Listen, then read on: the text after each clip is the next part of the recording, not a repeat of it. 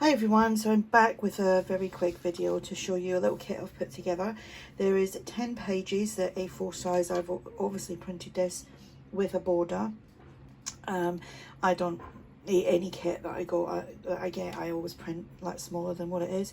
Anyway, 10 sheets. This is a slightly grungy shabby chic journal page kit. There's no tags or anything like that in it, although you can chop the pages down to make tags and pockets and whatever you like. So this will be on my Kofi shop. There will be a link below, so go check that out.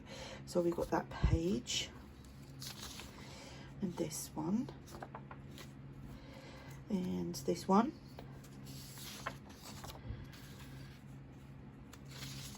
This one's a little bit more softer, so is this.